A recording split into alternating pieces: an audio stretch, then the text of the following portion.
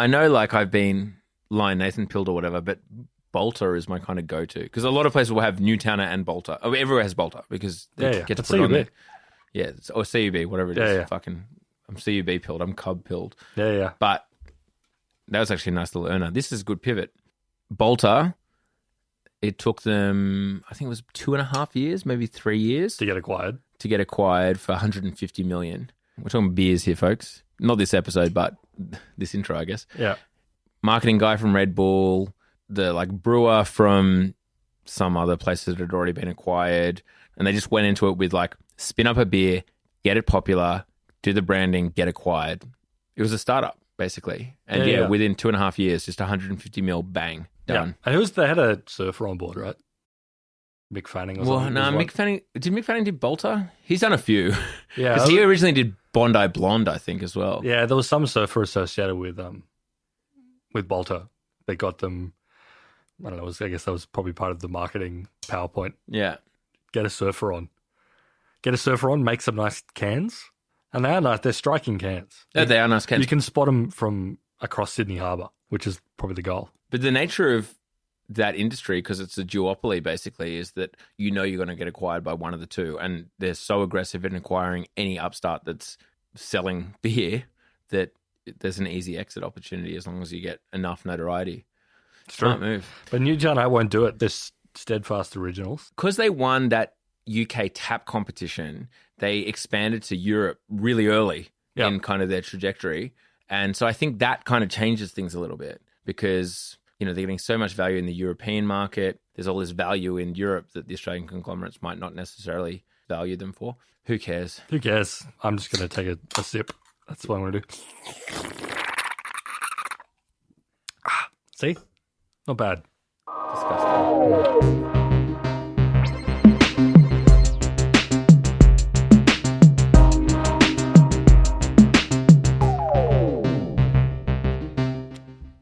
No, it is not bad. James. Raf. TikTok. Banned. Yes or no? Like, are you pro the TikTok ban? I don't have particularly strident views on this, to be honest. I think, like, shit or get off the pot is my view. Yeah. Just ban it or don't. People will figure out something to do instead. Mm-hmm. There's always another app to go to, or another app to build up, or platform, or whatever. If you're going to ban it, just rip the band off and do it. I don't want to hear any more fussing about. Fair enough. What about you? It's a good start. Just to ban it? Yeah. Just do it. Yeah, exactly. Ban TikTok and then basically everything else. Ban all apps. Ban all apps and then most devices except for iPods. Back to the iPod. And then switch off the computer and touch grass. Yeah. This is all just part of the touch grass movement. Yeah, exactly. Let's go back to 2004. Okay. I'm there. I don't sound old at all, just being like everything was perfect in 2004 when I happened to be a teenager and I guess the brain was developing to anything I liked then being the best thing that ever existed. Yep. iPods. What a device. The iPod mini was reigning supreme. It was storage wars. I've got an iPod with 40 gigs. Well, I got one with 80. I got 120 gig iPod. Yeah. Imagine that, walking around with 120 gigs of music in your pocket. I had an iPod Classic with 120 gigs at one point. They upped it to 160 by the end. Anyway, this is all kind of a bit angular to what we're talking about. Just reminiscing on how perfect life was in 2004. Yep. Good life. But yeah, TikTok, they want to ban it. Well, that's the chat. Why are we going back to 2004? I don't think you really explained what was going on there. No, I was saying that we ban everything up until 2004 technology. Oh, cool. I know. So we're allowing the 2004 iPod. Okay, no cool. iPads. No, that was years later. No iPads. We're banning iPhones. And in fact, we're banning the iPod Touch. Yep. It's too much. Yeah, no, totally. Once you liberated the fingers. Fingers should never have been allowed to be free. Yeah, the fingers shouldn't have been allowed to do whatever they want. When it was the iPod, you had two actions you could do. You could click and you could spin that wheel. That gave us such a clarity of purpose. And I think that was really reflected in the politics and culture of the time. Yes, George Bush. Yeah, the Iraq War. I guess that wasn't so good. But anyway, we'll get back. We'll come back to this once I have time to ruminate on it. No, okay. TikTok. I mean, I actually don't think it's going to be banned. But what's happening? That's the chatter. The chatter is that TikTok is going to be banned. Yeah. The reason it's come up is because, there was a period during the Trump administration when he suddenly announced that TikTok was going to be banned.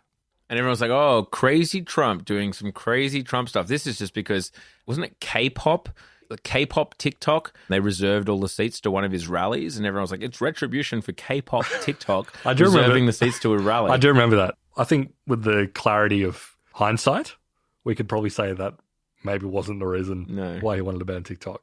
But good work to all the K-pop people grinding in their side of the internet. It might have helped. I'm sure. I mean, the deep state wanted to ban TikTok, and that might have been the wedge they needed to use to get Trump over the line.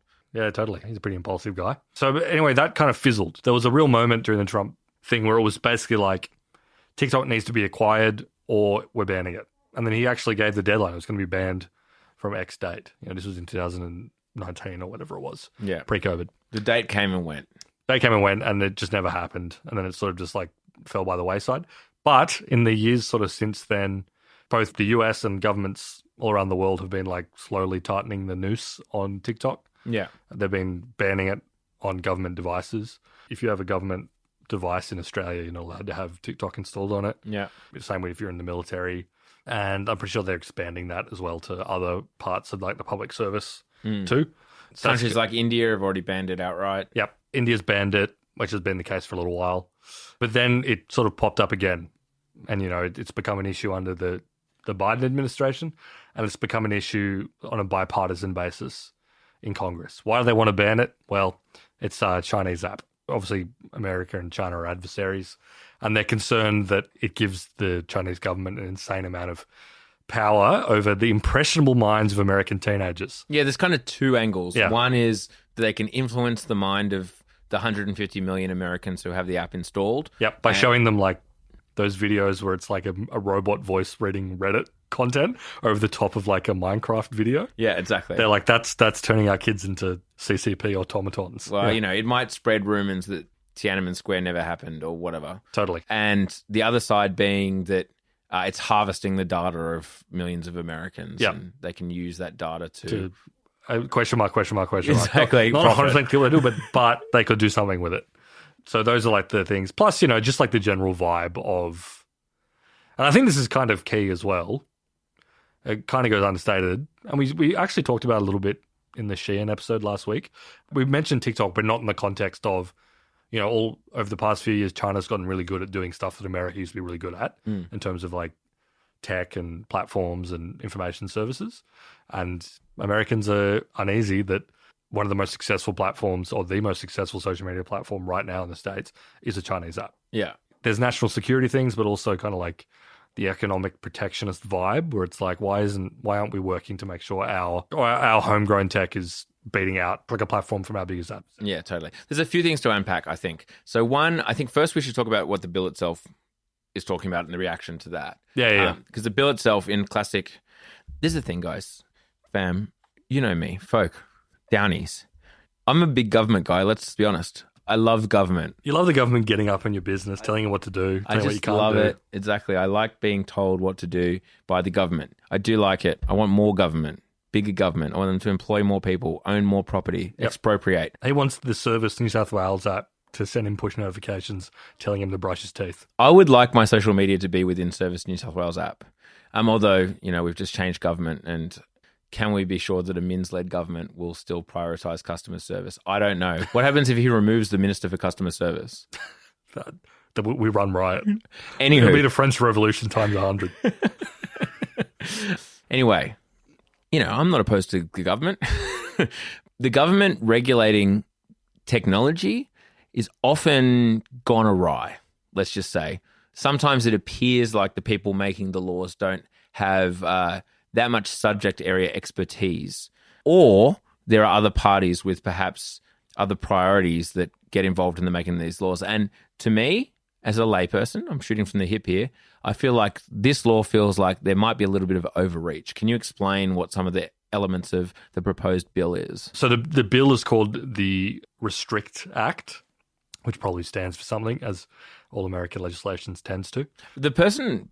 A brief aside, sorry to everyone who's here for the knowledge, but, in the past, I was always like, oh, there's someone obviously in the White House or in government or whatever who, like, that's quite clever how they're all acronyms and, it makes sense. It's so easy with ChatGPT nowadays to do that. Yeah, ChatGPT will do it for you. That person's just lost a job. That's an example of automation taking someone's job. Yeah, exactly. The US House of Reps acronym guy He's out.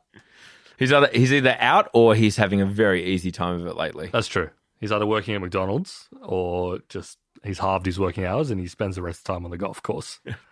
Love that. Anyway, Restrict Act. It's basically, to cut a long story short, it gives the government the power to ban TikTok.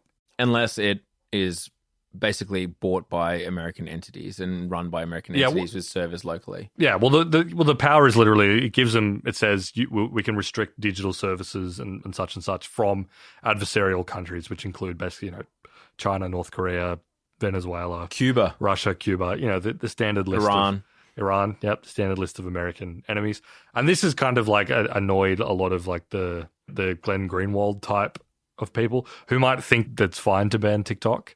By banning TikTok would be good, but don't want the government to be so widely empowered to sort of go off. I mean, a key element part is also not only does it restrict them from accessing like US market, it's also that you're not allowed to access it as a user, and there's penalties as a user though, right? Yeah. So if you use a VPN to access a banned service, you can get jail time and things like that. Up to 20 years. Obviously, I don't think they're going to imprison anyone for 20 years for using a VPN to access TikTok. However, it's in the law. It's in the law. Maybe it'll happen. Who knows? I think people are rightly saying that doesn't sound like the best regulation in the world. Well, yeah, no, totally. So it's looking kind of like shaky. We'll back up a bit. One of the big developments over the past little while was that the TikTok CEO, Susie Chu, went in front of and did like the Mark Zuckerberg routine. Yeah. Went in front of the US Congress to testify about TikTok. And it was pretty clear that his job was don't rock the boat. There was a kind of a narrative where people were like, he sort of just let these moronic US congressmen walk all over him and talk insane stuff about what TikTok could or couldn't do. Yeah. Is TikTok able to access my home Wi-Fi networks? Like that kind of stuff. And he kind of only lightly pushed back on it. But I think that the main goal was he just didn't want to, he was like, let's sort of freeze the conversation. Let's not agitate these people. Let's like let it. And on that grounds, he seemed to do relatively well, about the level of like what Mark Zuckerberg did when he was dragged into front of Congress to talk about Facebook. I think it was one of those situations, like a lot of these, where if you're stridently anti-TikTok and you think that it is run by the CCP and it's an enemy of the state, you think, he didn't answer the questions. He did a terrible job. Like when asked about CCP ownership, he kind of waffled. So therefore he couldn't answer the question. But then if also you're like a Zoomer or someone who's less engaged, you're like, or someone who just vaguely is into technology, you're like, God, they're asking the stupidest questions ever. Yeah, he just kind of flowed through that because the questions were irrelevant and stupid and kind of made the regulators or the politicians in this case out to be morons. Yeah, totally. They were doing the rounds on TikTok itself, right? Well, yeah, I did think it was very funny that after Mr. Chu did his testimony, for several days after on my own TikTok feed when I was looking at it, I was just getting a never-ending stream of like Zoomer TikTok influencers like roasting the congressman, or it was does TikTok check my Wi-Fi? Yeah, and I was just like swiping and getting 10 of those in a row, and I was like, okay, I was like, maybe these guys said we're onto something about the influence operations. Maybe completely fairly, the algorithm decided that was the only thing I wanted to watch. That well, like if you're into TikTok and you're on there engaging, then. And this touches on another issue. The political nuance surrounding TikTok is that no one really wants to be the person to ban TikTok. Yeah, I think this is one of the really interesting kind of things. Because like one of the arguments that you can make very easily in favor of doing a TikTok ban is that putting aside, let's not pretend for a moment that America has any sort of actual valence to its constitutional founding principles about freedom and whatever, and just say, okay, let's get Henry Kissinger, let's be realpolitik people and say, because, China bans a whole bunch of American stuff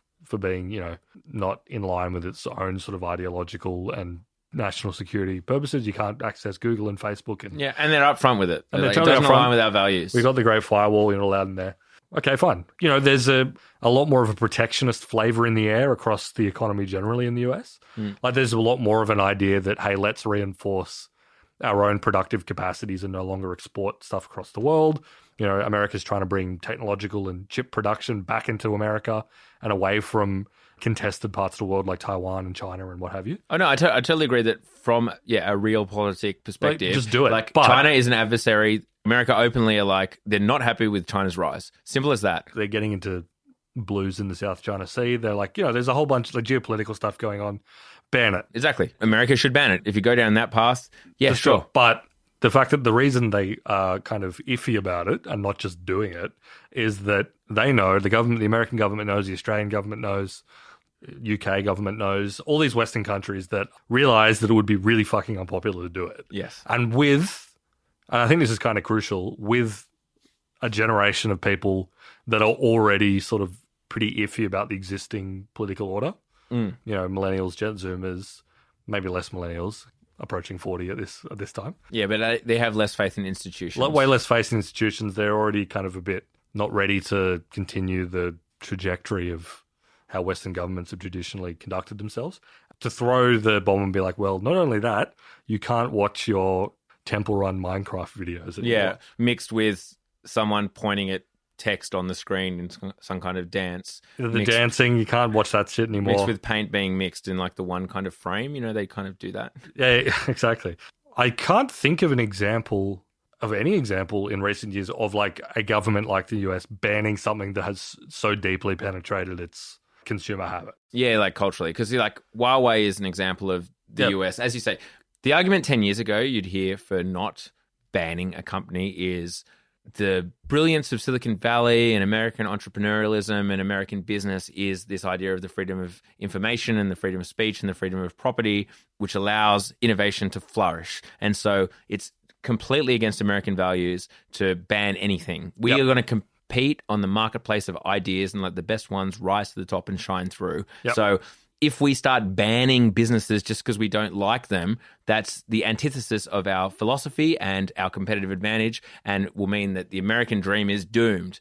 Now, obviously, that's changed. The zeitgeist has changed completely. It's now just like, it's Chinese and it's good and it's working. We should probably ban it. Yeah. But you're dead right that like, whilst like Huawei is a huge company. Massive. But as you say, like, no one actually cares. No one cares that the poles and lines of 5G or whatever is made by Huawei. There's no cultural relevance there. Yes, I assume there were probably some Americans who were using Huawei like handsets, mobile phones. Like less than 1%. But that's like a totally different situation. There's no one has any particular like brand loyalty to Huawei unless you are someone in telecommunications, telecom infrastructure, who's trying to do a tender to telecoms installations. Whereas, TikTok actually is like at the moment deeply integrated into American youth culture. Deeply, it's like, I can't really think of an equivalent. So there's natural walking on eggshells of like, okay, in a vacuum we would just ban this because who cares? But like they did with Huawei. Yeah, exactly. But we've got a whole bunch of Zoomers who have developed their entire identity through TikTok and around TikTok and via posting on TikTok. So it becomes a highly annoying equation. Yeah, which kind of makes the Restrict Act, it's almost like a precondition that we put this law into place that basically says that you must be sold to American owners, i.e. expropriated to the American free market. And the servers also have to be based in America. At the moment, Oracle seems to be the one that it's all kind of ideally heading towards. And if this precondition is not met, that gives us the excuse effectively to ban them. Yeah, because like the Chinese refused to allow your data to be stored in America, therefore they get banned. I don't know if the Zoomers will swallow that, but...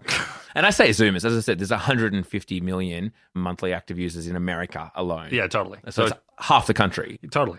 And it really cuts a swathe across all political demographics, which I think is one of the really funny, challenging problems they deal with. It's not like, Twitter, where it's like, Twitter is the platform of choice for kind of like urbane liberals who like somehow connected to the media and just love to get on there and post about how much Trump sucks. If Twitter was a Chinese company, I reckon they would have banned it. Yeah. But TikTok, unfortunately, you've got Republican cowboy TikTokers doing like fucked up little dances on their farms and shit. TikTok. Cops TikTok, which military TikTok. Yeah. You know what? On the basis of like the New South Wales Police TikTok, ban it. I'm pro banning TikTok. Like, not for any of the reasons the American Senate or whatever is talking about. It should be banned because it's poisoning the minds of the youth and like adults worldwide. And after that, ban Instagram, ban Facebook. As I said, give me the iPod. Give it back to 2004. Yeah. But it is kind of telling that they had this whole, and even Trump was indulging it, right? Where like this system, where it wasn't just we're going to ban TikTok, but we're going to give them the opportunity to make things right. Yeah. So like, which is kind of funny. And it's clearly because this is like a liability is really deeply integrated into American life, I guess. Back when Trump was trying to ban it, they came up with this idea. So for those who are still not aware, TikTok is owned by ByteDance. ByteDance, obviously based in China, Chinese company. The Chinese equivalent of TikTok is called Douyin. It's kind of the same app, but in China they're separate apps, but kind of operate in the same way. A little bit of feature differences here and there. One of the big stories that especially a lot of conservatives are really incensed about is the idea that TikTok is poisoning the minds of the youth, whereas Douyin, if you're like a teenager on Douyin, it's giving you like patriotic CCP content. Yeah, educational, and cool videos of pandas and stuff like that, and not bum fights. 10-year-olds being told that they have to be transgender or whatever. Yeah, totally. That's the conservative angle. Exactly. They think that the TikTok's doing all that. So there were two options basically offered to TikTok back under the Trump ban, which was like, A, you sell TikTok to an American company. Microsoft buys TikTok, as an example, gives them a nice little in into the social media universe. Or the second option there, aside from a ban, was sort of codename Project Texas. And the idea was TikTok would still be owned by ByteDance, but everything about TikTok would be relocated to the US. It was called Project Texas, but didn't necessarily involve moving it to Texas.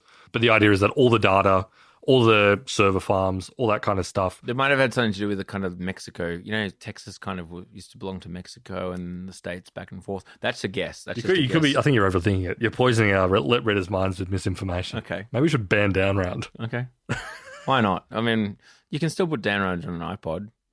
No, I'm pro Down Round. Yeah, having thought about it for 5 seconds, I'm pro Down Round. Yeah, so the idea is that you could keep it under Chinese ownership, but have it live entirely in the States. Because keeping in mind, I mean, this is probably obvious to all of you, but one of the reasons that people are really antsy about the Chinese connection, more than just the adversarial side of it, is that a Chinese company based in mainland China, they are not going to be able to stop the CCP from making requests to access data. Yeah. No one's really given a huge amount of evidence that this has happened on a consistent and ongoing basis, but logically it's happened for many other companies. You know, Alibaba is currently going under a... The reality is a Chinese company is going to be somewhat under the influence of the CCP. Yeah, totally. To some extent. I don't think there's any evidence whatsoever to suggest that has happened at all. And some people make, I would claim, somewhat spurious claims about like, oh, they were censoring BLM. I don't know. There's weird claims of censorship. I mean, the Tiananmen, like the Uyghur stuff, which the counterclaim is that you can actually find a lot of that stuff on there right now. Yeah. If you search Uyghur on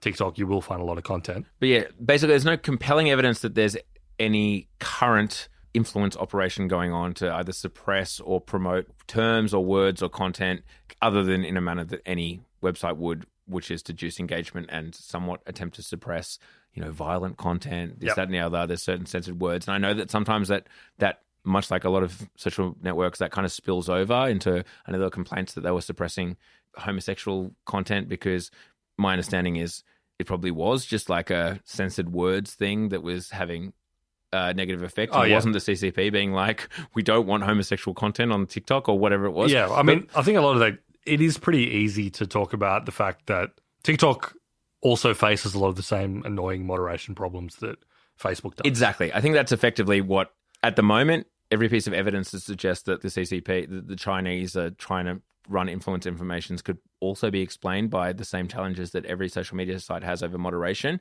The second big issue is the data issue. Like, they have the data of all of these Americans. Like right now, TikTok has the data, the preferences, and the social graphs of all Americans, to which I would suggest that there are probably much easier ways to get that information, such as buying it. Yeah, but be buying it from a data broker or something. Yeah, like I'm sure that most of this information can be bought. That is not to say that means it's totally fine that the Chinese own a really I mean, I personally I don't care, but like putting myself into like American brain, I get it. They're just worried that the Chinese, who they've decided that they're adversaries because they want a unipolar world and they don't want competition with China. So they want to ban it. I don't think TikTok is currently being used by the CCP for like a massive influence operation. Yeah, any nefarious purposes for like harvesting data or an influence campaign. But at the end of the day, if you're America and it's like China bad, America good, yeah, ban it, sure. I now sit. It's kind of hard to tell how well all the like alternate plans are going. Like, how's Project Texas going? How's the plan of finding a buyer? Because, you know, it would be really hard to find a buyer who could take on a company of that size in America. Like, if you're trying to find who would purchase TikTok? A massive company, huge like social media liability in a lot of ways, even if there's no Chinese connection. It's basically only Microsoft. Yeah, they're basically, and Apple would never do it. Like, it's Microsoft, Apple, or Google really are literally the only options. And I don't see Google folding it into their stuff. Doesn't really seem to fit. Microsoft potentially, but they seem to be looking at other things right now. They already have a social network in LinkedIn, which they put a lot of effort into. Yes, they don't really have a consumer one anymore, aside from like, I guess, Xbox Live and things like that. They do have that. It really does not seem like Apple. No, Apple does not feel like Apple at all. They don't want to plug it into their Oracle as their partner, allegedly, for organizing what local hosting might look like and local server farms. But again, TikTok is not a natural fit under Oracle. But one of the ideas is that they spin it off and effectively, I believe, make it like a public company, like a publicly listed company, TikTok LLC US or whatever, with American, executive, blah, blah, blah, blah, and it runs on Oracle servers. I think is kind of the idea. Basically, you're spinning off a company and hoping that it functions. And hoping like all of the talent who developed it and the algorithms, you've just got to somehow extract that and separate it from where it's currently based. That is highly challenging, to say the least, I would suggest. Yeah, totally. There's a lot of confusion. But even though right now it looks like the Restrict Act is going through all sorts of problems, it's stalled in Congress and they can't really agree on what's going on, I would still say that like the chances of TikTok being banned, I would say, are quite high. Yeah. I think it's more likely than not. Yeah. Something will happen there. And then if the US does it, the domino effect will be huge. It'll be banned in Australia. Oh, immediately. Super quickly. And I guess the question at that point is like, do we do an emergency pod? No. Just like this one, we wait a few weeks because Shein was more important.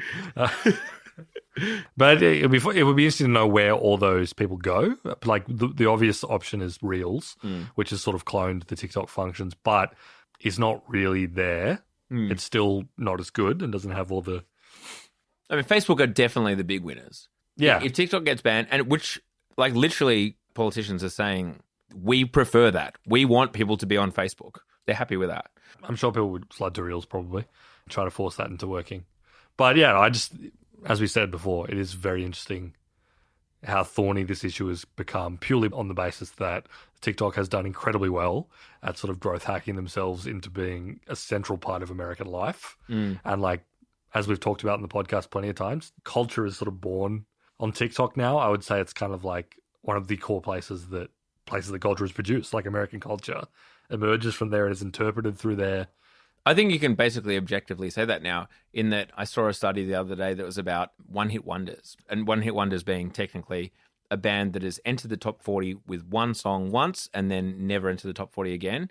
And over the last 3 years, the percentage of songs within the top 40 of artists that have not entered again is just like skyrocketed. And obviously they're not counting the last 12 months when they don't have the opportunity to go in again. But the one-hit wonder percentage is massively spiraled, basically in line with the popularity of TikTok, et cetera, et cetera. Yeah. Like, it's having a genuine impact on culture for sure. Music is now incredibly TikTok forward. Like, marketing for movies, incredibly TikTok forward.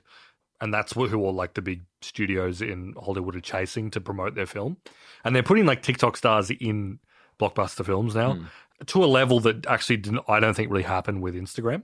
It didn't, or YouTube. It didn't have the cultural penetration. It didn't, but now if you're big on TikTok, like fucking, Cocaine Bear, I'm not calling that one of the great pieces of American art, but It's got like a TikTok guy in it randomly, and he's on TikTok promoting the movie in his style. That's happening a lot more. And obviously, you know, memes are now the currency of how culture ticks along, and they all get born on TikTok. It's just like a very challenging problem. I'll give the proviso that maybe none of this would be consequential and they could ban it, and then people would be pissed off and then forget about it once they move on to the next thing, and then they start thinking about TikTok as they did MySpace. Like, remember when we were all posting on this fucking Chinese app? Yeah. You know, maybe it would just go away, and I'm overstating the problem. But it's clearly keeping a lot of lawmakers up at night. Yeah, but MySpace was way smaller. No, totally. Like, MySpace had it was literally like 1 million US users. Like, it did not have a lot of users compared to something like TikTok. Yeah. Like, I know we all think about it because, like, millennials, and so yes, we were all on MySpace, but it was tiny compared to any of the major and it's social like media penetration apps. across all these demographics was totally different. My point is maybe it would actually be not as much of a problem people think. That is true. It's like, what, so Zoomers are not going to vote for Biden, like, because he banned TikTok? Like, is that the impact? You know, I don't know. Probably not even that. Like, are Zoomers going to vote? That's the big question. Depends if the CCP tells them to or not. Yeah, exactly. CCP tells Zoomers to jump. They say how high. And then they film it and put it on TikTok. How sick is that? If anyone's wondering, I think the CCP is doing a fine job. Yeah, likewise.